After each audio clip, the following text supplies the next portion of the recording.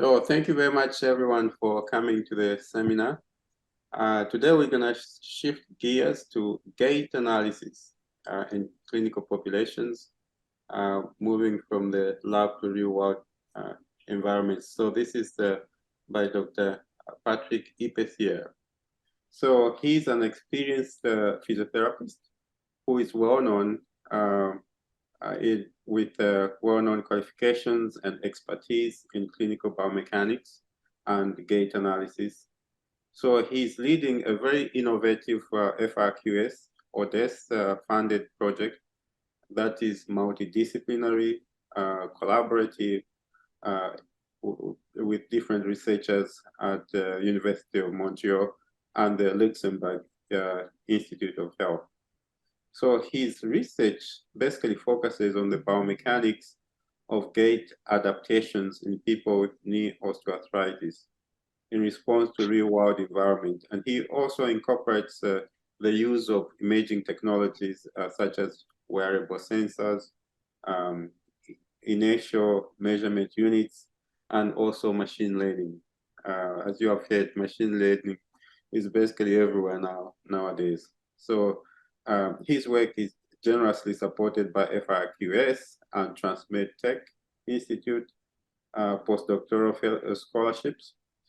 Aside from his research, Dr. Ippersiel holds a position as a part-time faculty lecturer at McGill School of Physical and Occupational Therapy. Dr. Ippersiel, it's all yours. Thank you very much. Great. Thank you for the nice introduction. And yeah, thank you all for taking the time to attend today's talk.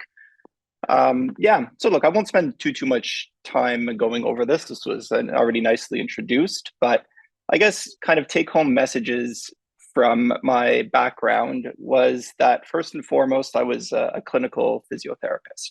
And I did this for, about 10 years or so before I jumped into the research world and recently completed my PhD last year. And now I've moved on to some post-doctoral research at the University of Montreal. But I stay really involved with the clinical community, mainly through my teaching role at the School of Physical and Occupational Therapy. So I'm a physiotherapist. I've seen lots of people in pain with all kinds of conditions, and how it may relate to the audience here is I would see people pre-surgery, we would see people post-surgery. We would be working on the rehabilitative side, trying to avoid perhaps more invasive interventions if we could, with more, less invasive approaches. So really, I've got a nice kind of clinical background. And then as I've transitioned into more of a research role, well, there I'm just trying to keep things clinically relevant. And sometimes research can get a bit kind of esoteric and out there. And, I'm trying to keep things kind of grounded in things that really make a matter for our clinicians and for our patients. So some of the work that I'm presenting today would not be possible without various collaborators. Of course, my main sponsors are the FRQS and the Transmed Tech Institute, which I'm very grateful for their support. But lots of project collaborators from the University of Montreal. We're working with a team from the Luxembourg Institute of Health, so we'll be thanking them for their help as well too. And all members of our lab at the S2M at University of Montreal. And of course, always past collaborators are still involved at the McGill School of Physical and Occupational Therapy. So that's a brief kind of overview of who I am. And essentially, if we're talking about walking, well, walking here, it's a defining feature of humans, right? The fact that we're upright, we have this bipedal locomotion, and it's something that is so natural that we essentially take it for granted, right? And maybe some of you can think back to the time that you had an injury or, sprained an ankle, or maybe had a sporting accident at the knee, and you've lost your ability to walk. And it's only once that, you're realizing that you're unable to walk or you're having a lot of pain when you're moving, at how much this can impact your quality of life, your mood, your just general functioning, your autonomy. So, walking is something that's just, part of being human, and it's very important for us. That's why it's a huge, there's a lot of research going on in this area. So if we get a bit more into it, specifically, there's a lot of work that's been done here, right? Walking is correlated with health and decreased risk of disease, right? It's also correlated with things like a longer life, improved physical and emotional health. And, with as little as, depending on what you read, something like 10 to 15 minutes of walking a day, you're able to get some kind of positive benefit. So from this perspective, walking has become quite important for public health. And mainly because it's just such a simple health behavior or simple intervention that can reduce costs of chronic disease and help ameliorate rising healthcare costs. And it's not really a high risk activity in terms of injury. So additionally, as we age, our gait starts to change, and we have certain deteriorations in gait. And this can be linked to functional independence, right? And as people age, they obviously want to maintain that independence, and gait or walking is a huge part of that. So that provides a bit of an overview, but if we talk a bit more about some specific clinical populations and how gait can be intertwined with this. And this is by no means an exhaustive list, but essentially I'll speak to 3 groups that I've done some research with and that I have an element of knowledge on. So first group that we'll talk about is cerebral palsy. And if anybody has seen a child with cerebral palsy, it's quite defining. One of the defining features is their gait pattern. And essentially CP, or cerebral palsy, it's a group of disorders that affect a person's ability to move, maintain balance, and posture. And really it's characterized as a motor disability, and it's the most common one in childhood. And you can imagine if a child has difficulty walking, that can really impact their quality of life in terms of interacting with their typically developing peers, or something as simple as play can be affected, which can be an added stress or burden on both the child and the family. So, and then walking too is also heavily involved with surgical implications. And, from this, there's a whole multitude of factors that can go into a decision as to whether a child should have surgery or not. But ability to walk and, this idea of a clinical gait analysis that I'll talk about a bit more in a second is heavily intertwined with that. And, with the goal of these surgeries is, can we help improve independent motor function, specifically related to gait, sometimes range of motion? And, are these procedures like, do we need to do a lengthening of muscular contractors, osteotomy to affect alignment? So, some of these decisions come into play with the child's ability to walk. Another big one is knee osteoarthritis, right? So if you think of this as like, wear of tear, where in which the cartilage or that natural cushioning between joints starts to wear down, can lead to loss of the shock absorption ability and, pain, inflammation, and this whole idea of kind of bone on bone stuff going on at the knee. And with respect to clinical gait analysis in knee osteoarthritis, well, walking can be a nice way to track the progression of the disease from a clinical perspective, right? Leaning on my experience as a physiotherapist, people can manage with a bit of pain, a bit of swelling, a bit of stiffness if they're still functional, if they're still mobile, right? But typically as this condition progresses, people may be losing some of that independence and maybe losing that ability to walk. So from this respect, one's ability to walk can be a really important metric of tracking, where they are in disease progression, but from a clinical standpoint. And if we talk more about surgery, then, like post-total knee replacement, well, walking is a major post-op expectation, right? These people, once they have the surgery, there's at least, 6 to 12 months of rehab after that. And these aren't typically, young people in their 70s. So essentially depending a year, like taking a year out of their life to rehab an injury, well, hopefully after the fact, after the surgery, rehab, they'll be able to get a bit more independence and be walking again. So hugely important for this group as well. And then the last group that I've done some work with is the elderly. And essentially, I touched on it, but gait changes with age. And unfortunately, like many things, it tends to lean more towards a deterioration. And not only is there a loss of autonomy with this group, but falls are a major problem in the elderly. And then falls, then they'll end up sometimes in the ER. If they have a hip fracture, that can lead to some kind of surgical intervention. And then, retraining the walking pattern, learning how to walk afterwards can be a whole part of the rehab process too. So all this to say is there's these three groups of three different clinical populations, and there's a huge role for gait analysis in these groups. And some of that precise stuff can be done using biomechanics research. My background as a researcher, I have some expertise with biomechanics, and today we'll talk a bit about how this can be applied to some of these populations, and we'll touch on some of the work that I've done in the past and trying to keep it clinically relevant at the same time. So if we start just with a couple of simple definitions, biomechanics, essentially it's an umbrella term, right? But you can think of it as an interdisciplinary field that applies the principles of physics to biological systems. That essentially here, what I've bolded is it helps understand how organisms move and interact with their surroundings.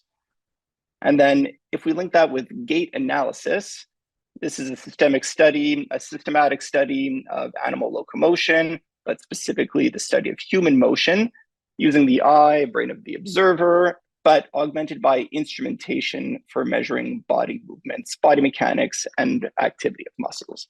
And it's really that augmented by instrumentation technology that biomechanists use to get a more detailed view of how an individual is walking. And this could look like a whole bunch of different things. This is one kind of fairly classic setup, and this is doing basic gait analysis with a child with cerebral palsy.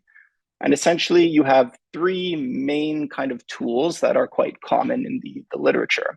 So you'll have this idea of motion capture. So you can see this patient has these little reflective markers all over them. Essentially, they have these markers, and then they have cameras that emit a light, and they're able to record position in space. And what this can be done is it's used to create a model of the person, and you can see how this individual is walking. And we'll see that with a couple examples in a bit more detail. So one is kind of motion analysis. Another big area of biomechanics is what we have here, these little sensors that are placed on muscles. So these are EMG sensors, and we put them here on the quadriceps, and you're able to get a reading of how much muscle activity is occurring while an individual is walking. And the last big tool that biomechanical researchers tend to use is what's on the ground here, and these are force plates. So as an individual walks, the ground will exert a ground reaction force, and then we're able to measure all kinds of things related to like center of pressure or loading, what's happening in the knee. And that can be particularly important with an individual who's got like a load-sensitive knee, like in knee osteoarthritis. So this is just a kind of quick and dirty overview. And then we try to take into context some of the clinical tests here. So you can have your basic flexibility, mobility tests, how that can relate. And sometimes we'll need to take into account the actual structure of the individual. And that may be by looking at things through radiology or imaging and kind of packaging it all together to try to make some informed clinical decisions.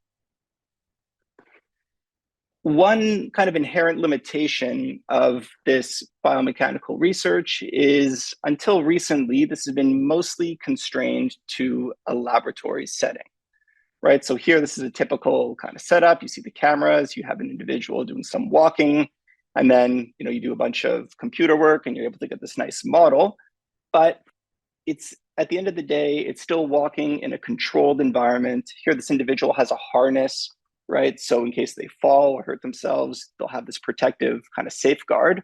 And at the end of the day, it's just not necessarily reflective of real world walking, right? Where you think about an individual who has to navigate their environment. There may be objects on the floor. There may be slopes on the sidewalk. There may be, uneven terrain as they're walking.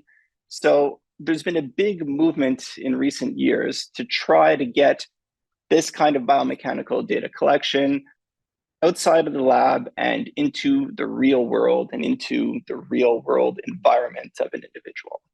So, I'll take us through some research where we started in the lab, and then eventually I'll get to the plans of where we're headed with this and what are some potential applications of these, newer technology that allows real world data collection.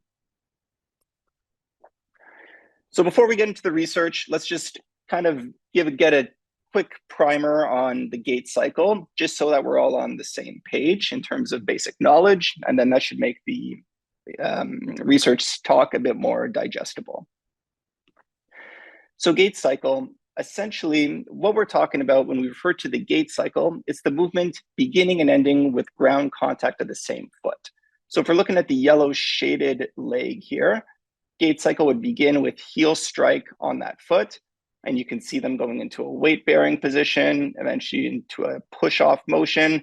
Then the contralateral or opposite leg will take over, and then this other leg is not actually in contact with the ground as you're swinging it forward until the heel eventually comes and makes contact again.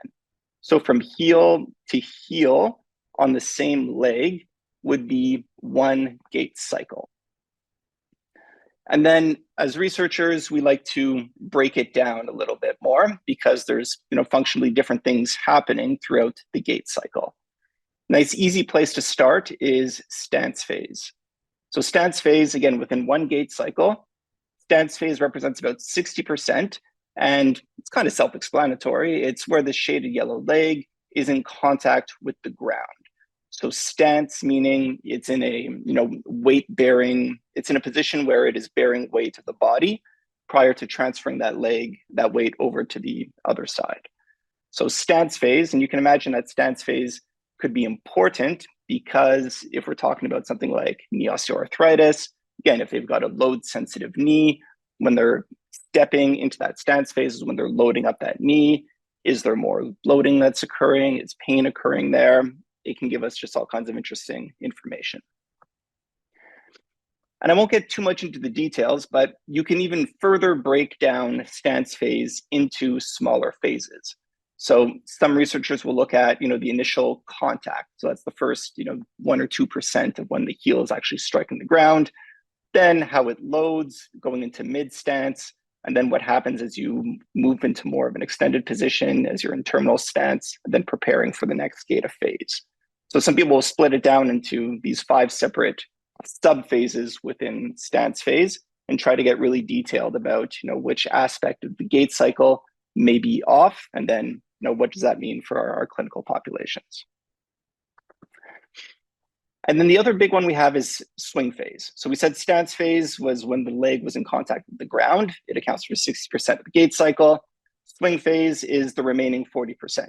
And it's essentially when the weight is now fully on to the contralateral leg. And if we're looking at the shaded leg here, it's when the leg is no longer in contact with the ground and it's literally swinging itself forward before you end up with heel onto the ground, right? Stance phase was important in terms of loading. The swing phase is important in terms of clearance of the foot. So maybe you've heard of conditions like somebody who's got a drop foot where they're not able to actively dorsiflex their foot. Well, you can imagine that this foot may drop down and they may be more prone to tripping, to catching an object on the ground and having a fall or a stumble as a result. So swing phase is really about how do we get that clearance as we're swinging that leg through the foot before we start the Gait cycle over again. And similarly, some people will break this down into smaller sub-phases of swing phase as well too. But we'll keep it fairly broad today and talk mostly just about stance phase and swing phase. Other terms you may hear is a step. So a step is a movement of a limb from ground contact of one side to ground contact of the opposite side. So essentially, if we're looking here, it's when that right heel first strikes the ground. And then when that left heel first strikes the ground, that is what we define as one step. And then you can also talk about strides as well. And that is the total movement of both limbs during one Gait cycle. So it's essentially 2 steps, but it's going from heel strike to heel strike. So it is the same as a Gait cycle. Right, so as we're thinking about these clinical populations of cerebral palsy, knee-OA, and the elderly, now when we're talking about walking and gait biomechanics, let's keep this just at the back of our minds, where we're thinking about this in terms of the gait cycle, where there's different portions of gait that have different purposes as somebody is walking, and that each of them comes with their own kind of unique set of potential challenges or areas for improvement from a clinical standpoint.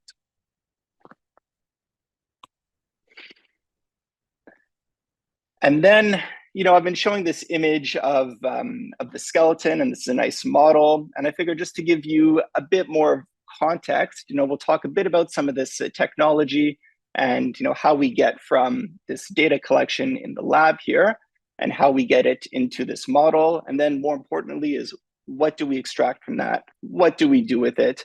And what does it mean for us as researchers, clinicians, students, etc. So probably the most common form of motion capture is we see these red cameras here in the background. And this is what we refer to as a Vicon optical motion capture system, with Vicon just being the brand. So there's a whole bunch of different cameras out there. And we have these small little reflective markers. So you place these small reflective markers on a study participant, and you place them at anatomically relevant locations. So typically, if we're looking at lower extremity gait analysis, we'll have something placed on the pelvis, we'll have something placed on, somewhere on the femur, it could be the lateral femoral condyle, we'll have something either on the shank or around the malleolus at the foot as well too. So these nice, easy to palpate, easy to locate anatomical landmarks. And what happens is the camera emits this infrared light. This light gets reflected off the sensors, and then the camera picks up that position in space and records these data.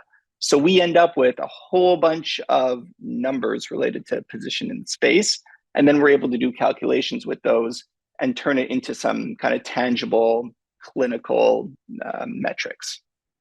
So this is common in the research world, but anybody who's watched a movie or played a video game or something like that, actors are often outfitted with these reflective markers, and they'll use a similar system. And they may develop a model and then layer animation on top of it, let's say, or something like that. So these are an example of some nice classic landmarks that we may place some of these reflective markers on in the lower extremity. And this is a full body model. So this is someone who's doing movement analysis beyond just gait, but you can give you an idea to see where they've got some sensors all over the body. And then these are the famous cameras that are emitting that light. Right, and what it ends up looking like is, we'll see if we can get this to run.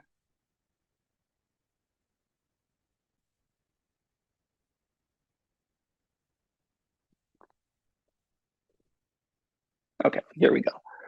So we end up with this, after doing a data collection, we end up with this like skeletal representation of a person performing the activity. And from here, you can see you have all the little markers that are on the individual. And based on the position of these markers in space, when a bunch of computer analyses were able to reconstruct a model of how somebody's walking. And then, here, these are two force plates that are on the ground. So these red arrows are things like ground reaction force. So we're able to get an estimation of, loading that's going on through some of the joints. And we're going to be seeing a lot of curves like this that I'll break down for you in just a sec. And this gives us an idea of what's happening in terms of motion at the knee. So we have the knee here, we have the ankle here, how much flexion is occurring as they walk, and then how much dorsiflexion is occurring at the ankle as they walk. So we'll be seeing a lot more of those graphs, but this just gives you an idea of how we get from that data collection into this more, I guess, concrete data that comes out of there. And we're talking about this in the context of gait analysis today, but I mean, this can be applied to all kinds of different motion. I've done some work with chronic low back pain in the past, and we've used some motion capture systems to measure movement in the spine as somebody's bending over and lifting up a box, let's say. So there's all kinds of different applications. These are some pretty interesting ones that I was able to find. This is somebody doing cross-country skiing. So I don't know if you're able to make it out there, but we can see someone with cross-country skiing here, and then you're able to get all kinds of interesting outputs from that. Another one is, I don't know if there's any golfers in the audience, but there are a few lengths that a true golfer will go to try to get another stroke off their game, let's say. So this is done in a research context, but in a clinical, you can get like dumbed down versions of these systems, and people will use this for swing analysis. And then are they rotating too much through their trunk? Should they be using their hips a bit more? And you can get all kinds of cool data that comes out of it. But yeah, so we're focusing on Gait, but this is just to show you that the sky's the limit with this kind of technology. And specifically, when we're talking about Gait, what are some interesting things or interesting metrics that we can extract from this? And there's a whole laundry list of things. I'd say probably the most common things are joint angles. So that's referring to motion in the joint during the Gait cycle. And something that I'm quite interested in is this idea of coordination and variability, because instead of just saying how much a joint is moving, well, coordination really gives us an idea into how joints are moving with respect to one another. And I find it provides just a bit more kind of a richer opportunity for interpretation of data. As we saw in that image with the child with cerebral palsy, muscular activity, right? So that's another thing that people study with this.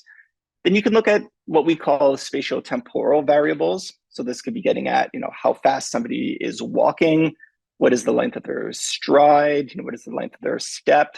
If we talk about cadence, steps per set period of time, talk about how long somebody's in stance phase versus stride phase. So all these different things can be related to clinical metrics, right? So people will do, research related to like a risk of fall. They'll do a balance assessment and then see how that relates to something like, gait speed or stride length, and then try to make some inferences based on that. So that's another fairly popular area. And then you can get a bit more technical. And then this gets more into like the biomechanics, purist stuff would be more stuff related to like joint moments and work, power, torque, center of mass, and stuff that I won't be getting into too much today, but just to know that there's all kinds of different options out there.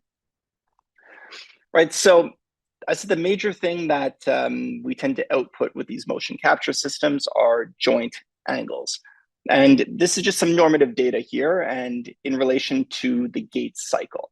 So if we first talk about the hip, we just think back, if we talk about hip flexion, it's when we break the plane, in the forward or anterior direction, and hip flexion will be the leg going up in this direction, and hip extension is the leg going in the back there. And what we're looking at here is degrees in the sagittal plane of flexion extension for the hip. And this is from 0 to 100, one Gait cycle. So 0 being, the first heel strike, and 100% being that last heel strike.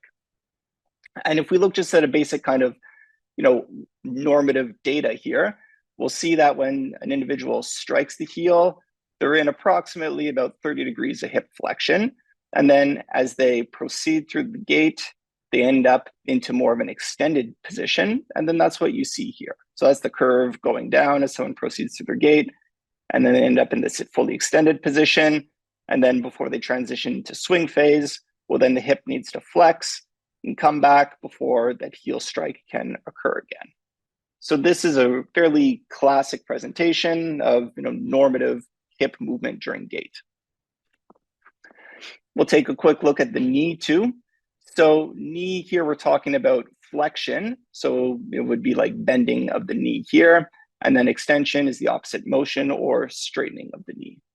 So if we have the exact same orientation on this graph here, so what we'll see is this is now knee flexion going positive and extension going in the negative direction. And we'll see somebody strike.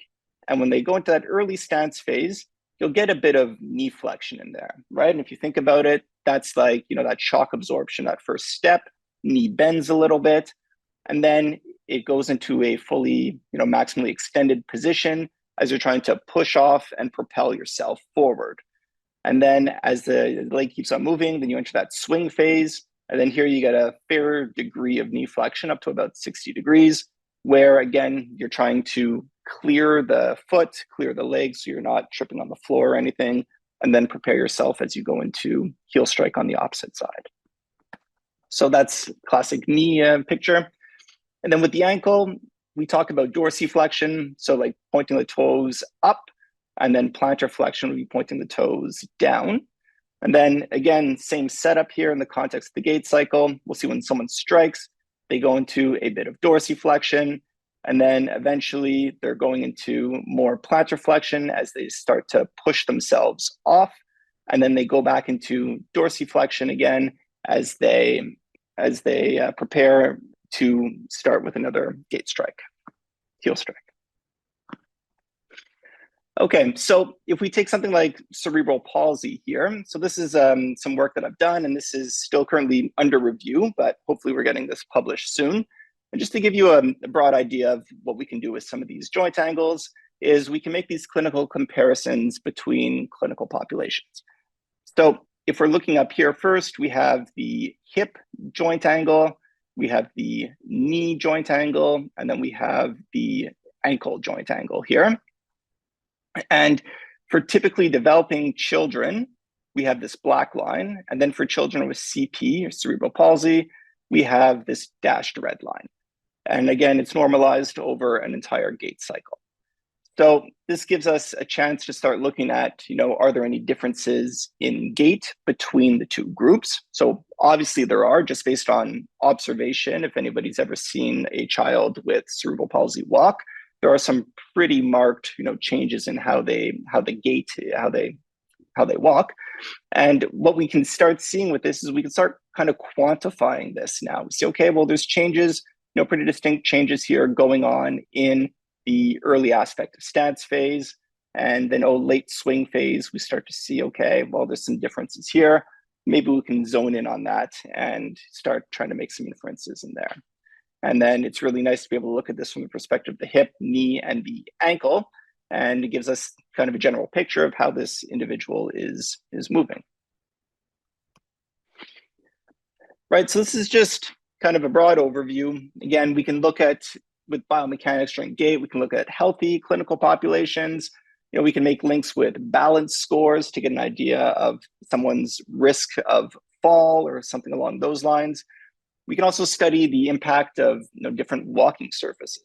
So, does somebody walking on flat ground versus somebody walking on a regular surface, for example, does that change the gait pattern? In terms of interventions too, we can study, the effect of orthoses, braces, intervention, be them conservative or, post-surgery or something like that. And it gives us this nice objective measure. And, as I said earlier, we're really able to, track how things can change and progress over time. And then you can start taking a look at more, minute details and how does gait speed affect gait kinematics in someone. If you speed up walking on a treadmill, do they start to lose that kind of shuffle? And do they potentially enter a more, problematic gait, if we're thinking about elderly population here? And all kinds of gait research goes on with lower extremity pathologies, particularly in the area of like overuse injuries. So if you think about runners who may have a quad tendinopathy or Achilles tendinopathy, we try to make links, is there anything that's potentially dysfunctional with their biomechanics of how they're running that may be leading to an overload of said tendon? And are we able to change that with some kind of intervention? And then the last bit, so we've talked about joint angles mostly, and I'm really interested in this idea of coordination because coordination can help get at this idea of motor control and how an individual is moving rather than just how much. So let's just talk about coordination for 1 minute, and then we'll get into some of the research. So if you think about coordination, there's different ways that it can be measured and conceptualized, but my easiest way to think about it is coordination is a measure of relationships between joints.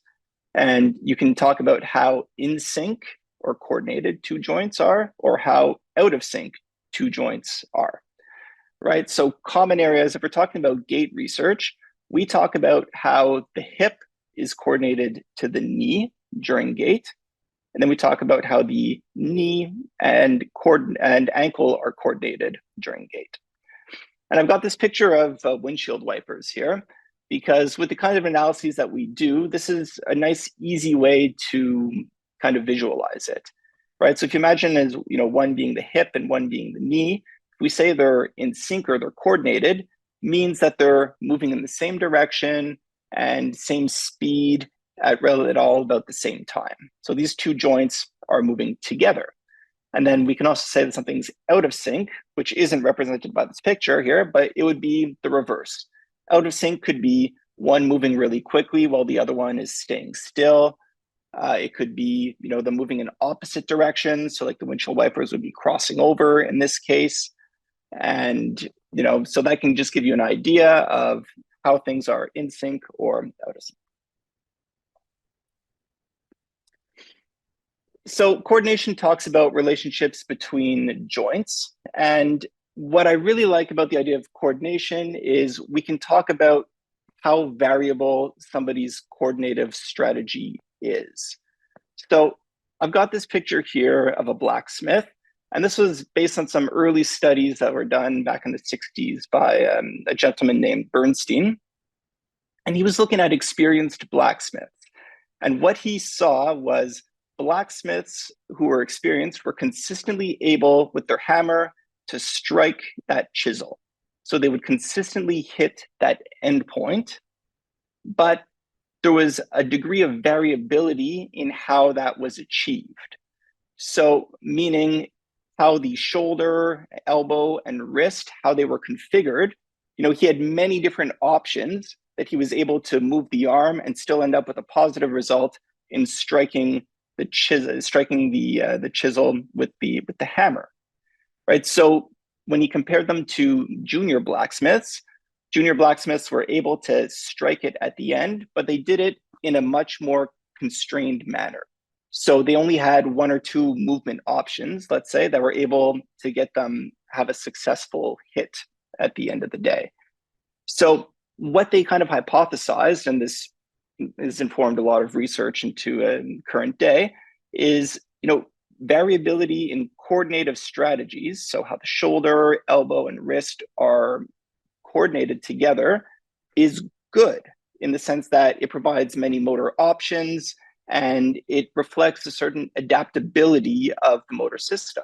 So if there was a slight aberration or there's something unexpected happened, well, the blacksmith may still be able to achieve a positive task by hitting the hammer onto the chisel because they have this repertoire of movement options.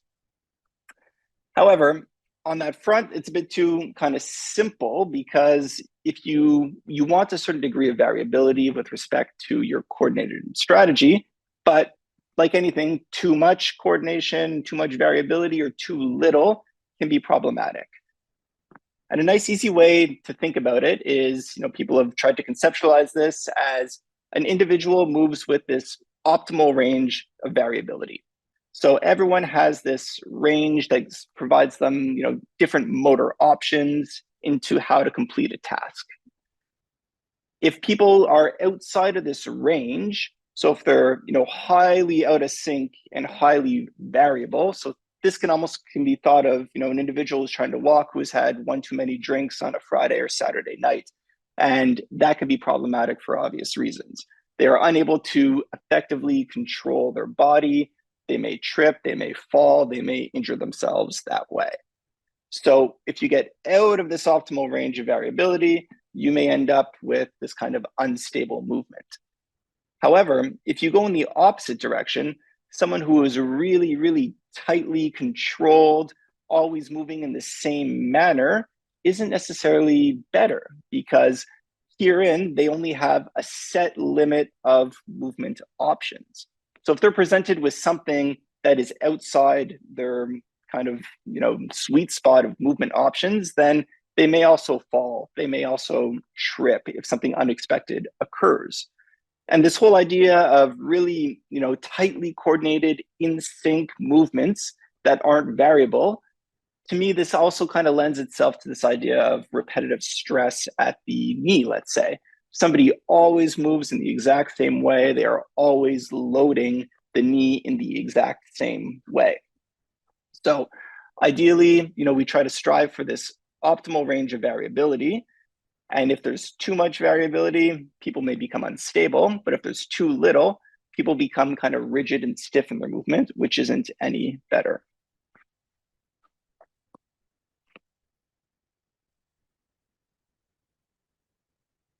Okay, so joint angles, and this brings me to the first study of a series that we'll be talking about. So first, joint angles and coordination. So this is some work that I did with young and healthy adults, talking about how gait may change on irregular surfaces. Okay, so I mentioned gait and falls in the elderly. If we put some numbers to that, approximately 30 to 60% of older adults each year fall. And based on some research that's been done, it's often triggered, unsurprisingly, by environmental factors while walking. So something that has come up on multiple occasions is uneven or unpredictable surfaces. So if an individual is walking on a nice flat pathway versus an individual walking like on a grassy pathway where there may be, little dips in the ground and stuff like that, it may be more problematic for an older individual. And as I've outlined, biomechanical gait analysis can start understanding some of these factors that may contribute to falls. And I'm a big fan of this idea of coordination and variability. And we know that this changes with aging, and some of these changes have been linked to poor balance scores. But this has been done in more kind of controlled environments. So what we wanted to look at as one of the first studies was what was the impact of walking surfaces on coordination during gait. So broadly, we were looking at gait, we were looking at coordination and coordination variability on both flat and uneven brick walkways. And then we were comparing two populations. We had older and younger individuals who walked both on a flat walkway and on an uneven one.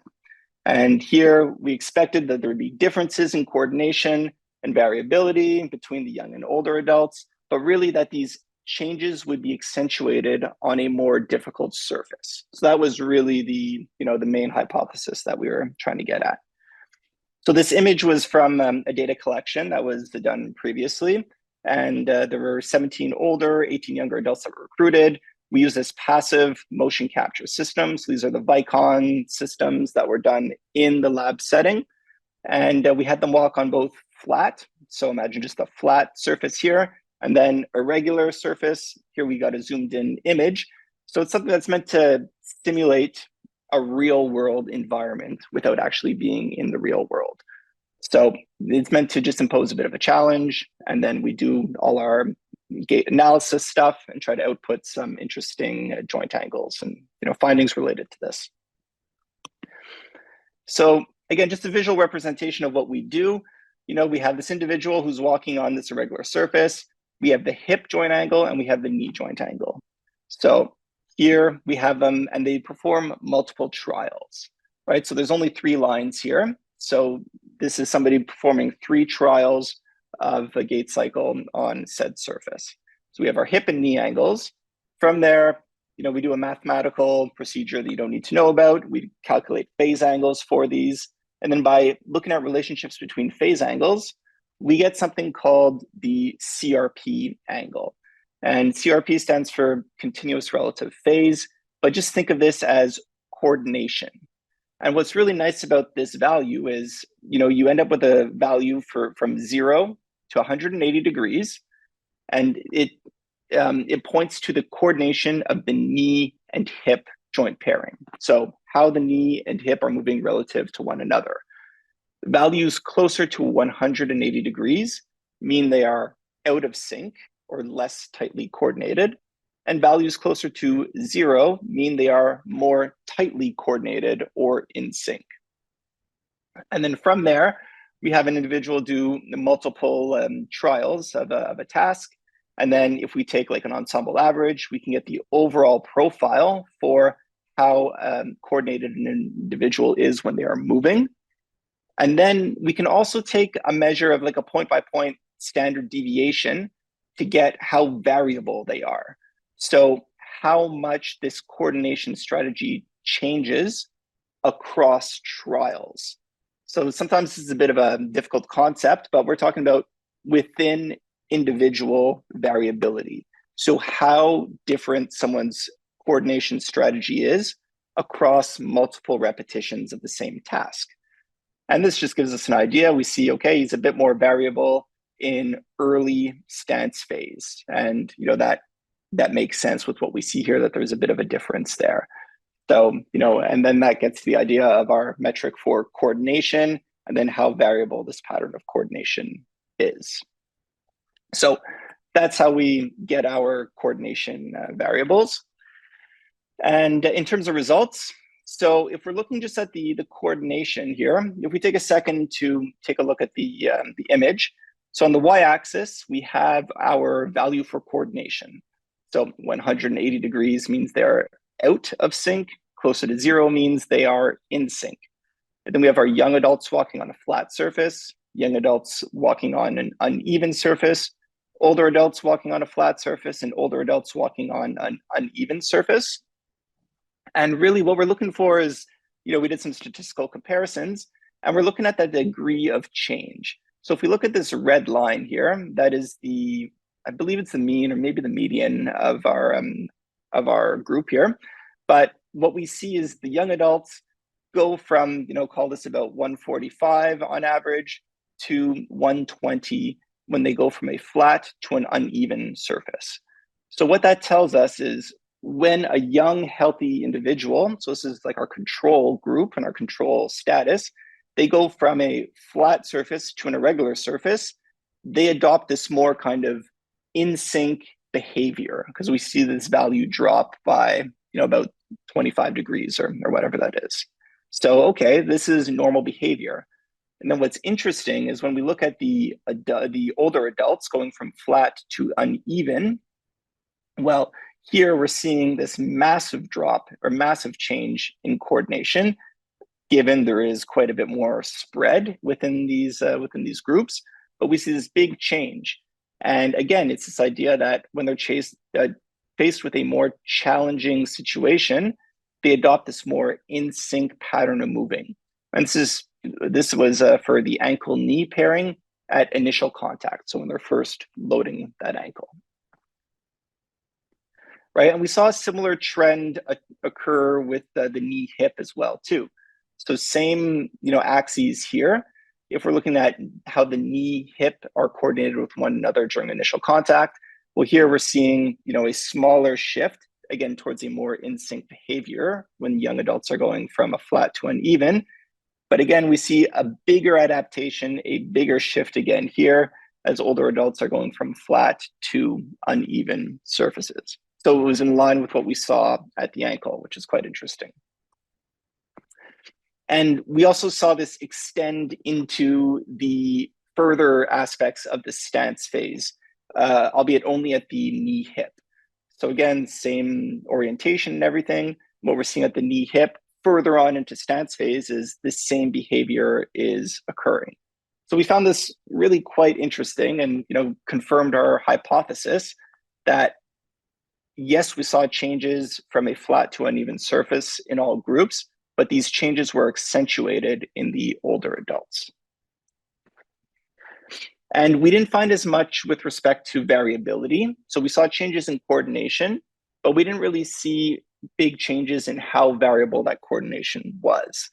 The only change that we saw was during the mid-swing part of the gait cycle at the ankle knee, that we saw the older adults go into a more variable coordination pattern at the ankle knee when moving from flat to uneven compared to the younger group.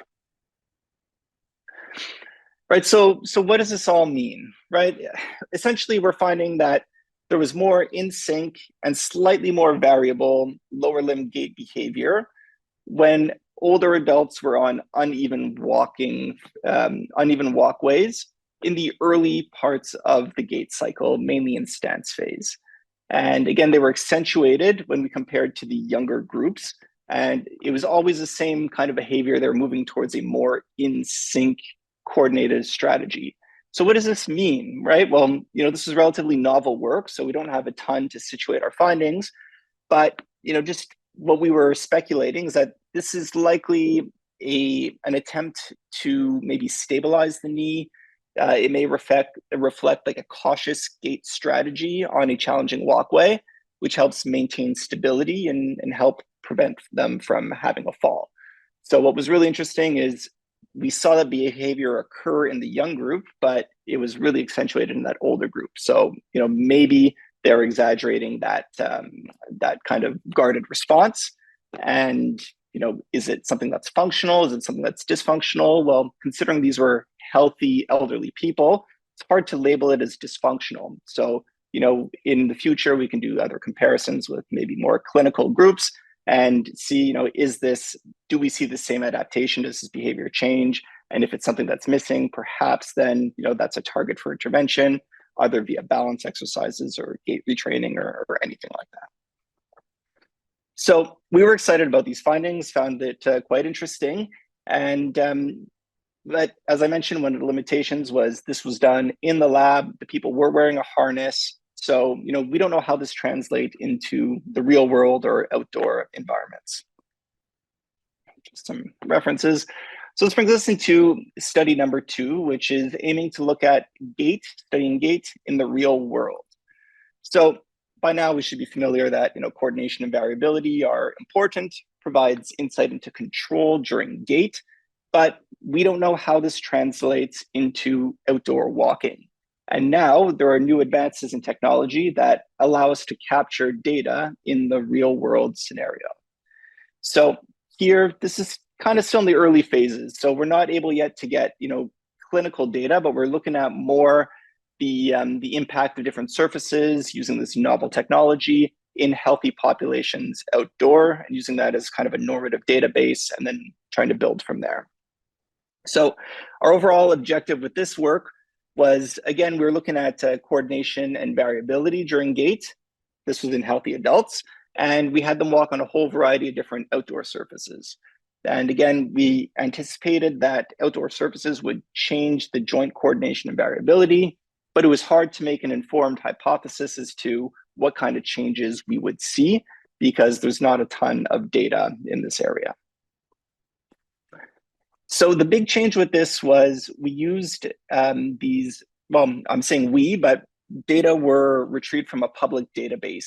So this group out of the States published a nice open access database using these inertial measurement units. So these are small little sensors that fit in the palm of your hand, are really tiny, and you can strap them onto a study participant and you can have them go out and go for a walk or go for a run or have them squat or whatever it is. And essentially you're able to output a lot of similar information that I was talking about earlier. So this public database, they had 30 adults with 15 females, and they had them performing walking outdoors on a whole bunch of different surfaces. These inertial measurement units, IMUs, essentially you end up with linear acceleration data and angular velocity as well in 3 directions. And again, without knowing the specifics or the math about it, hopefully you recognize these images. With these XSense IMUs, we're able to go and get these nice joint angles. And because of the setup, well, we're able to do it in real world environments. So this again was an image taken from that study I was just describing of the open database. And they had 1, 2, 3, 4, 5 IMUs on the body and a 6th one on the wrist. And with this, you just have this little strap and it stays fixated. And then, a researcher is there with either a laptop, tablet, or even there's an iPhone application now. And you take a second, you sync it up to your iPhone, and then you're getting real-time stream data from these sensors. It's pretty remarkable. And then you can easily save it, output it into a CSV file or something like that, and then import it onto your computer, and you're able to do all kinds of interesting analyses. So really, really interesting technology. And this was from that same study. So they had people outdoors walk on a flat surface, walk on a grassy surface, walked on banked left, right. So banked meaning, tilted in one direction and then tilted in the other direction. A cobblestone or like an irregular surface, they had them go up and down stairs, and they had them walk on a slope up and slope down surface. So, fairly common, classic, pretty comprehensive list of surfaces that you'll find as an individual walks in the real world. And we analyzed data related to these flat and related surfaces. We did not look at the upstairs, downstairs, because we decided that was just functionally different from the other surfaces. So with these IMU sensors, we have access to that raw data. And then again, what we're able to do is we're able to look at joint angles here. So this is looking at the hip. So remember, we talk about the start in flexion, going to extension, and then back into flexion. And then this is 3 consecutive gait cycles. And then we have the black line is the flat surface. So that's like our control surface, like a hard concrete, let's say. You have your sloped up surface. So sloping up and then slope down. Sloped up is that red dotted line. And then slope down is that blue dashed line. So keep in mind, these are young, healthy people. So, you probably won't expect to see massive differences. But just looking at the joint angles, well, we can see something's going on here at the hip. And this is when they're on the sloped up surface. And if you think about it, if you're walking uphill, well, yeah, you'll need to extend that hip a little bit more as you're trying to propel yourself uphill. So, you can kind of make sense of these findings and say it's pretty cool that we're able to collect data and it's this accurate in the real world. And then this is looking at the knee, again, with the flat, sloped up and sloped down surfaces. And here we're really seeing that transition, again, when they're sloped up, when that heel is striking as they're starting that gait cycle over again. And what we're seeing here is that the knee is staying in a greater degree of flexion. And that makes sense. You've ever walked uphill, well, your knee remains a little bit more bent as you're working uphill just because of the mechanics of walking on a sloped surface. So the joint angles themselves weren't super interesting. But again, I went through this whole idea of doing coordination analyses and focusing on the hip and the knee, looking at coordination and then variability of this coordination strategy. And we ended up with some interesting findings. So if we first talk about coordination at the hip and knee, what we found was so this is always compared to a flat walking surface. So this is the idea of gait adaptation. How does gait change? Compared to walking on a flat surface, somebody walking on a grassy surface, they change their gait to be a more coordinated or more in sync pattern compared to the flat. We saw similar behavior when they were going, and this is during stance phase, I should say. And when they started walking uphill, again, we saw that they went to a more coordinated, more in sync strategy.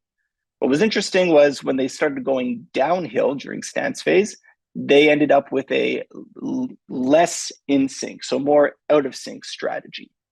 But if you kind of think about this for a second and step back, the grass more in sync, well, that's probably, like that cautious strategy that we talked about with the last study. And, when you're in more of when you're going uphill, there's more knee flexion going on. There may be a bit more hip flexion going on. So, maybe this is a strategy that's, mechanically efficient, that's helping them kind of propel themselves to keep going uphill. And then if you think about during stance phase when someone's going down, well, it kind of makes sense that there's literature to show that as you're stepping downhill, you almost freeze that hip a little bit to stabilize, and then the knee tends to bend a little bit more to kind of shock absorb at the same time. So if you think about it, then those two joints are doing slightly different actions, and that probably makes sense with what we're seeing as they're walking downhill. If we shift into swing phase, again, when they were in swing, grass prompted a more in sync. So again, probably just something that's a bit more cautious or protective. And then we saw similar, more out of sync behavior during swing phase as they were going downhill. We didn't see many differences with the irregular surface here or with the banked surfaces. So really we focus our discussion on where some of those findings were. And then in terms of variability, well, we didn't find much except that both going up and going down during both stance phase and swing phase, we found a more variable coordination strategy. So we'll unpack that in just a sec. But essentially, the overall findings from this were coordination and variability were greatest on sloped compared to flat surfaces. And, you know, as we talked about it, it kind of makes sense if you think about what the knee and hip are actually doing, how the kinematics change, how the joint angles change. Well, therefore, coordination may also change a bit. You know, what's hard to tease out, but interesting is, you know, maybe this is a, you know, functional response to a more challenging environment. Right? Like we talked about there being more variability in the up and down groups. Well, you know, maybe this greater variability is people searching for a more efficient strategy, or it's a way of people to, you know, better disperse load as they go up the hill. Like we don't really know that yet, but you know, this provides a lot of ideas for hypothesis generation. So we've done some work now with clinical populations in the lab. We've done some work with healthy populations in the real world. What about clinical populations in the real world? And unfortunately, I don't have hard data for you yet, hence the under construction image here. You know, we've got a beautiful project in the works. It's under ethical review at the moment, and we're doing some pilot data collection. So I'm going to present the overall, you know, project idea and plan. And hopefully in the coming months, we'll be able to kick it into second gear and get some actual data collection rolling with this. Right, so this is focused a bit more on knee osteoarthritis, right? So it's no surprise, knee OA is the leading cause of disability. And as we talked about earlier, right at the beginning, like walking is highly correlated with health, hugely important for patient expectations as well too. So it's an important metric to track, treat, and measure. However, our current measures of mobility, they're often subjective. So, you know, we'll give somebody a questionnaire and, you know, we'll ask them to, you know, they're validated, they've been research questionnaires and stuff, but we ask them to, you know, retrospectively think back and, you know, what was your physical activity like? Okay, how many steps do you think you did? And so we get these measures of mobility, but they're highly subjective. And they're often very dependent on an individual's pain levels too. And then, you know, everyone's got some form of a smartwatch now. So we get step count as a nice measure too. And step count is great because it provides an overall idea of how active somebody is. And it's a really simple, there's something to be said about simple measures that provide information for sure. But, you know, it doesn't tell us about how that individual is moving. It doesn't tell us what surfaces that individual is walking on. And it doesn't give us, you know, much data. So, you know, you have step count, but we're missing a little bit. So this whole idea of gait adaptations, it's more of an advanced measure of mobility. And really the idea behind it is once we know a bit more about some of these gait adaptations is how can we use this to inform treatment in this group? And what do we mean by gait adaptations? Well, so this has been studied fairly substantially in the lab setting. And people with knee osteoarthritis may show something like reduced flexion during stance phase, right? So that's that loss of that shock absorption mechanism. Maybe they're trying to guard or protect themselves. And this is something that may actually increase loading or cause pain.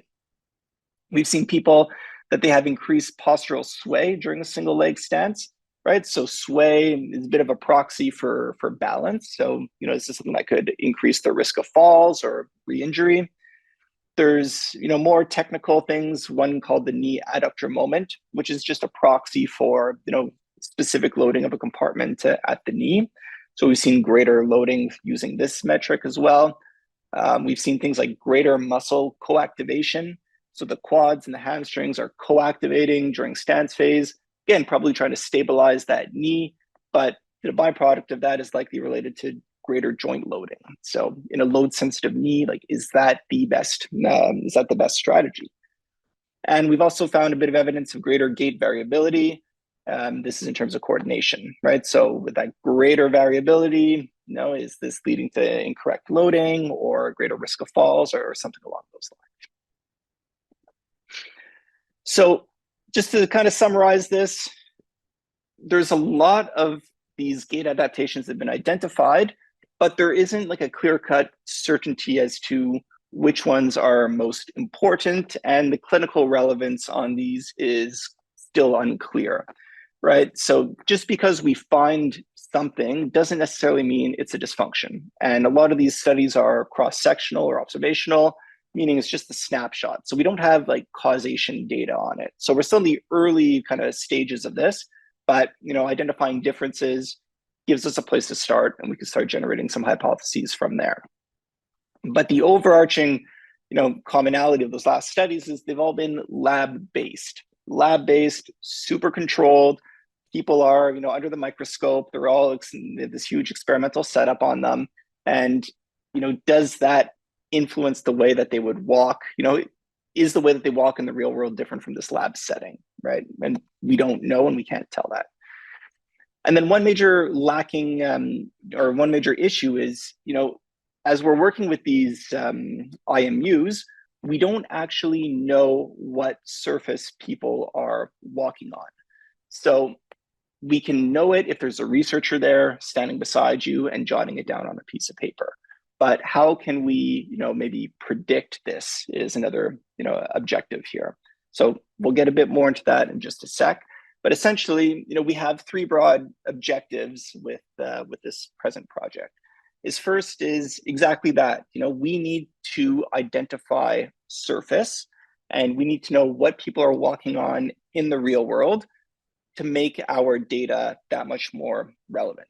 And obviously, having a researcher follow somebody around for 24 hours is not ideal. And with this explosion of AI, machine learning, all this stuff, well, there are ways to automate this kind of process. So that is one objective that we'll touch on a bit more. The other objective is getting at these biomechanical analyses. So looking at these gait adaptations, trying to make sense of the literature, trying to make these things clinically relevant. And the last bit is trying to make them clinically relevant for the patient and for the user, right? So this will involve focus groups and talking to surgeons, talking to physios, talking to patients, trying to get an overall sense of what these data can be used for, and then we can go and do that and study it. So our overall hypotheses with this work was we expected that we find differences in gait adaptations in people with and without knee osteoarthritis. And similar to what we saw in that first study, we'd expect that these adaptations would be exaggerated on different walking surfaces. And then ideally, this is like a proof of concept idea, like our sensor system is ready for real world data collection. So surface recognition, right? This study that I mentioned earlier had a researcher there who was manually labeling the data for all these participants. And it works, but it is extremely labor intensive, and it's not a good use of resources. So is there a way to automatically classify walking surfaces? And I am by no means an expert in machine learning or AI, but we have various members on our interdisciplinary team who are. And we have this brilliant guy named Dave Whips who is able to come up with this beautiful surface recognition app. And essentially what we do is we use an iPhone, and the iPhone takes pictures or videos the walking surface, and we collected enough data, gave it the right answer essentially. So we told the model, is he walking on stairs? Is he on banked surface? Is he on a regular, based on our different classes? Use that to train the model, and eventually, using version of image recognition and this, machine learning model is we're able to, based on that image data, we're able to classify what surface the individual is walking on. So hopefully I did justice in trying to explain that. But essentially, we end up with something like this. We have a harness strapped to an individual's chest facing downwards. And here, this is actual real data. We have the camera that's taken a picture of the walking surface, and it's predicting it here. So it's saying he's walking on a stairs down surface, which is correct. And confidence in this answer is 96%, which is pretty impressive. So this is a video of it. This is a beta version still, but this is a video of it in action. And what you can see is watch for different surfaces and then watch for the answer in the corner and then the confidence of that answer. So he's walking on flat, and he goes onto an irregular surface. Now he's going on some grass. He's back on that irregular surface.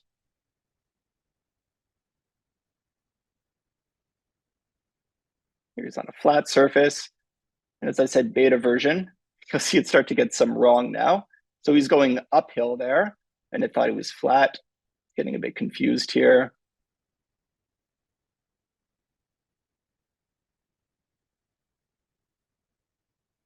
So still some work to kind of tweak it there, but then it picks up again. So we're flat, we're going upstairs.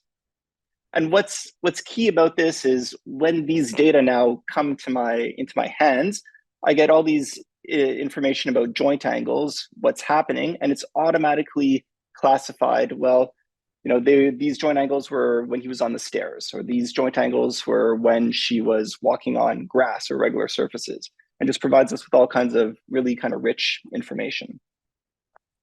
Okay, so you get the idea.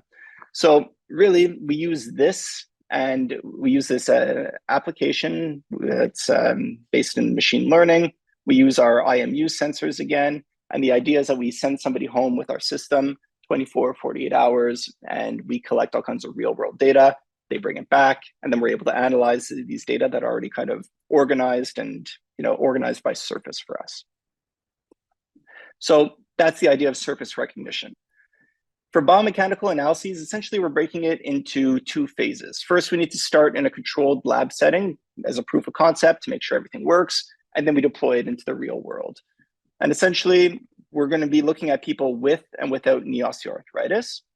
And for all of them, we'll be equipping them with our iPhone with a whole bunch of sensors to measure joint angles. And then I haven't talked about these yet, but these are pressure insoles.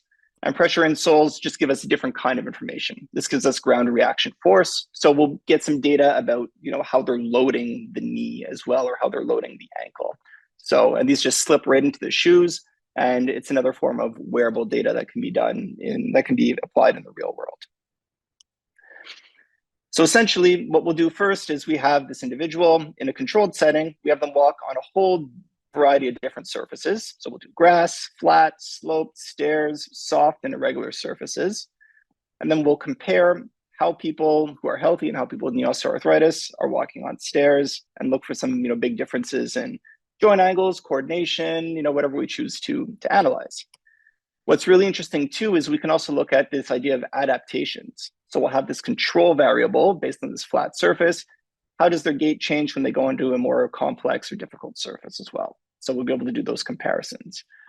And really the thought process behind all this is we're going to find differences in gait between healthy people and people with knee OA, that these differences will be accentuated on some of these more challenging surfaces.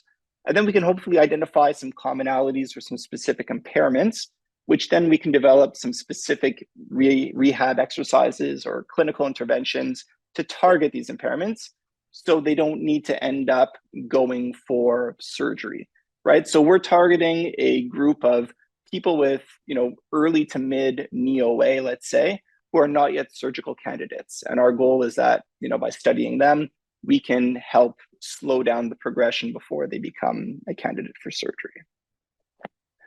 And then the last bit is patient and user perspectives. So what I just outlined here is kind of our internal thought process. But what better way to find out what these data can be used for is than by talking to people who are involved. So we plan to hold focus group discussions, talk to surgeons, researchers, physiotherapists, people living with knee OA, and figure out really, what this data can be used for, how practical, how feasible all this stuff is, what are some key metrics for our population as well. And then from there, we hope to be able to take our patients, send them home with some fancy sensors, and develop some kind of report or something like that. And this report can hopefully be forwarded to the physician, to the physiotherapist, to the researchers. That includes important metrics for them and just can lead to better care and better communication between different parties. So that's essentially the project. And then, phase 2, once we get our proof of concept down, then, sending them out into the real world and walking in the real world. So to wrap up here, hopefully now we've talked a bit about cerebral palsy, knee-OA, falls, and how this idea of clinical gait analysis can be applied to these populations. And hopefully this is something that I think it's an interesting avenue for research. So it'll continue to expand in years to come, and hopefully we can help make a positive impact on clinical care. So thank you for your attention. This is my contact info. I'm a young researcher in the Montreal area, always looking to network, collaborate. So anybody's interested by this, please don't hesitate to get in touch, or if anyone wants to have a chat, I'd be more than happy to. So thank you for your attention. And I'd be happy to take a couple of questions if there are any. Yeah, thank you very much for that really exciting presentation. I echo what's in the chat about being an amazing talk. So we have got 5 questions in the chat. The first question is how can you improve the gait condition of cerebral palsy in children by your study? Yeah, so great question. Our study wasn't intervention. So the study that I looked at was comparing children with and without cerebral palsy. And we looked at joint coordination, we looked at joint angles, and we looked at muscle co-contraction. So essentially, from these things will give us an idea of potential impairments in the gait. And then, from there, it's about trying to develop an intervention that can target some of those impairments that we've identified, let's say. So we didn't test anything intervention-wise. And I know there are programs at some of our research is associated with the St. Justine Hospital, and there's programs where, people who may be candidates for surgery will undergo a similar clinical gait analysis, and they end up with this really detailed report. And then there's a team meeting, right? And physiotherapist, surgeon, family members, and all this stuff. And there's kind of a team discussion. And, at the end of the day, it's individualized care. So it depends on a case-by-case basis. So I guess our work was just contributing evidence to, what are some important impairments that people could look at. So the next question is by Asmita. She says, through gait analysis, can you determine problems such as flat foot, knock knees, etc., or any bone abnormalities that lead to coordination or walking problems? Yeah, great question. Thanks. And, I would say yes, it is not my area of expertise, but, we focus mostly on sagittal plane motions, so flexion extension, but, we have all the data to look at frontal plane motion. So, what's really popular is looking at something like, pronation and hyperpronation and that kind of thing. People will look at, internal rotation of the hip, internal rotation of the tibia as well too, which, is a bit more aligned with some of these deformities that you mentioned. So, not my area of expertise, but for sure, gait analysis can look at that kind of thing too. And then again, it's all about trying to identify these impairments, test an intervention, remeasure, are we making a change based on our objective measures and based on our clinical measures? Yeah, so the third question, I think you did touch upon it when you were giving the AI part, which was really nice. So it says, I just wonder, is there an AI-based gait pattern database which we can have like a distribution diagrams for the normal walking patterns based on age, intervals, or gender? Yeah, great question. Short answer, I don't know. There's a fair amount of data on normative walking patterns in either children or healthy adults. But what you raise is just like a more detailed version of that, based on different age classes, let's say, gender. I mean, it's all super interesting stuff. I'd be willing to bet that there's something in development somewhere like this, but nothing that I know of currently. But I'm not an expert in AI. I'm just frankly trying to keep up because the stuff is so interesting and I see a huge impact for it. So we'd have to do some digging to really answer your question. So the last two questions come from Marianne Gagnon, and what is the optimal level of coordination between 0 and 180? Is it at mid-range at about 90 degrees, or does the optimal level vary throughout the gait cycle?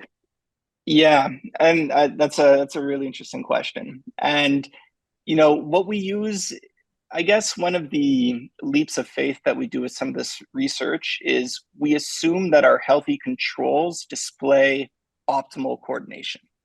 And that is not something that I mentioned in the talk, but if we're comparing our group with knee osteoarthritis, then we compare them with our healthy controls. And if we get 30, 35 healthy controls, we take the average of them and we have an idea of, give or take what most people should look like. And it's not, the thing about coordination is it's not stable. It varies throughout the gait cycle. And in more challenging parts of the gait cycle, like stance phase, then we would expect it probably to be a bit more in sync and tightly coordinated. And then that may change as we go along. So it varies throughout the gait cycle. And we operate within this optimal range, and say too much or too little may be problematic. So the next question by Marianne also is, how many trials do you need to calculate the change in the joint coordination? Yeah, so the more the better, right? More data is always better, short answer.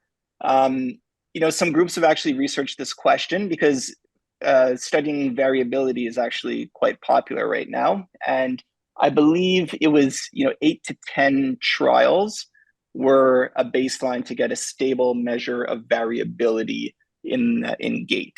So some of our earlier work, as we were starting up this stuff, I believe some people, we only had maybe 5 or maybe 7 or maybe even a fewer.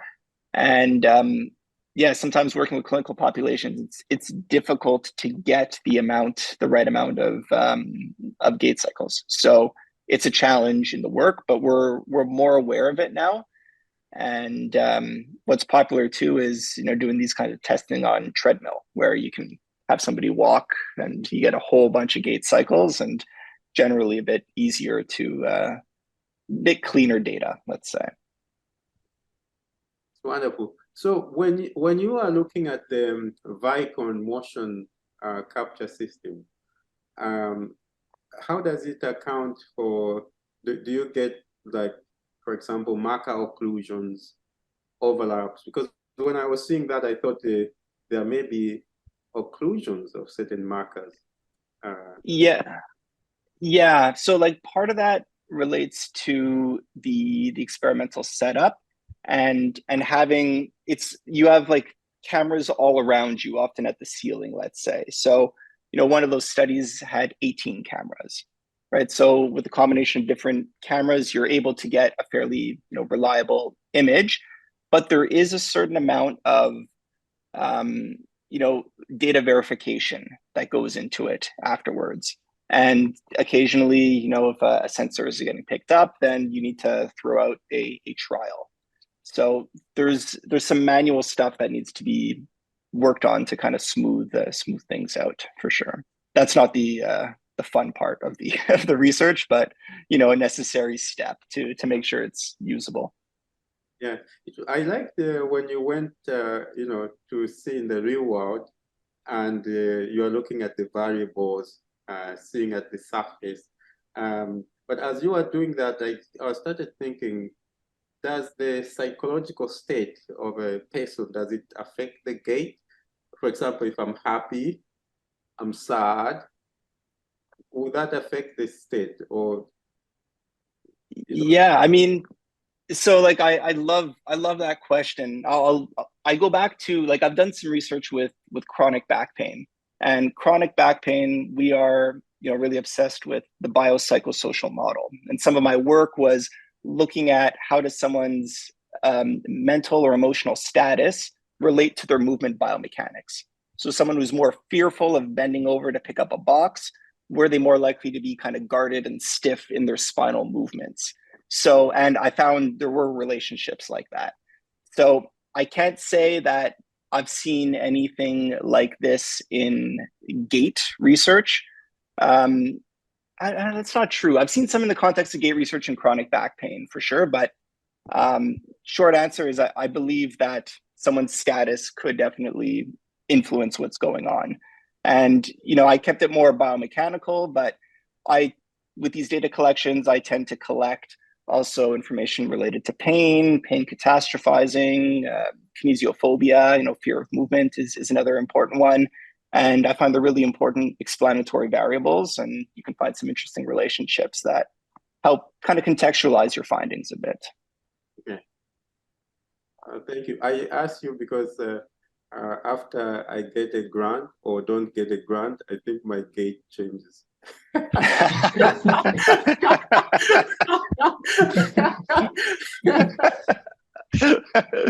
can talk. We can study that next time. Do a nice pre-post. Patrick, I should have a question. It's more related to follow-up on vaccines, but a great work, fantastic presentation. I really enjoyed it. Very informative.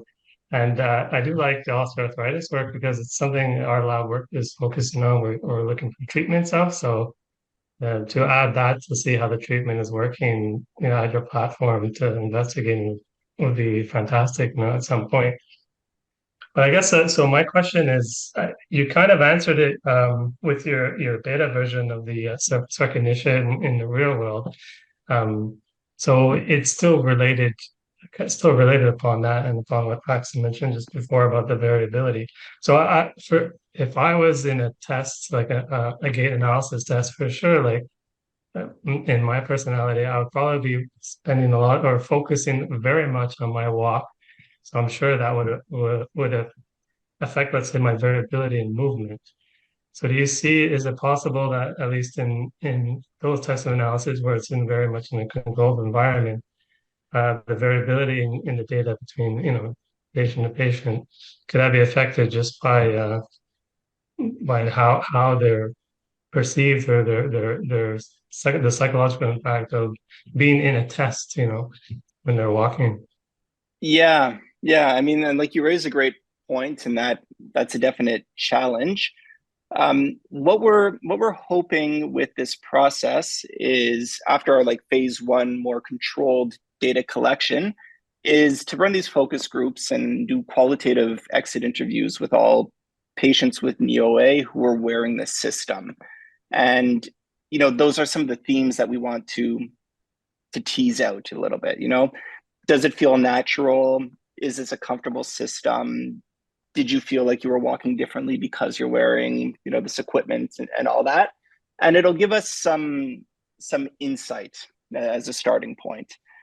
And then, once hopefully our proof of concept all goes well, if we're doing some real world data collection and somebody's wearing this for an extended period of time, we're going to have an obscene amount of data, and hopefully, that effect may get watered down a little bit.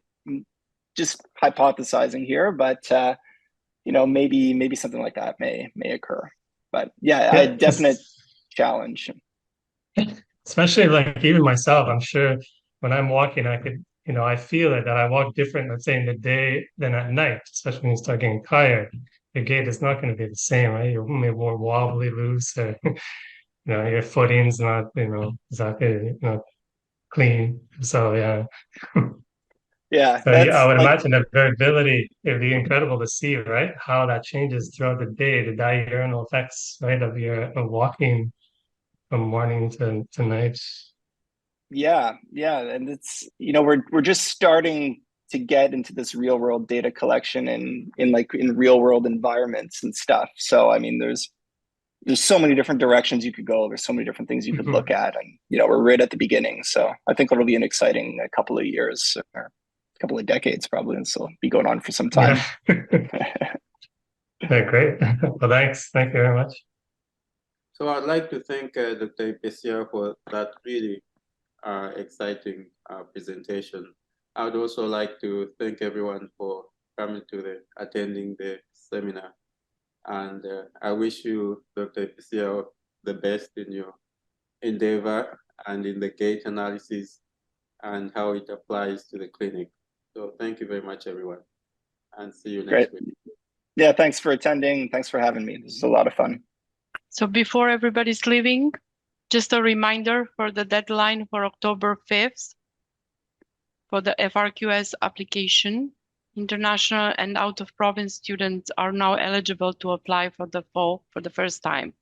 So yes, we just a reminder. I don't know if you had in mind or something, but just yeah, it's a good opportunity for everybody. Yeah. Thank you. So, thank you very much, Laura. One thing we'll be giving you these reminders so that you can be applying for these fellowships. So thank you very much, Laura. Appreciate it. Bye, everyone. Bye. See you. Thank you for coming.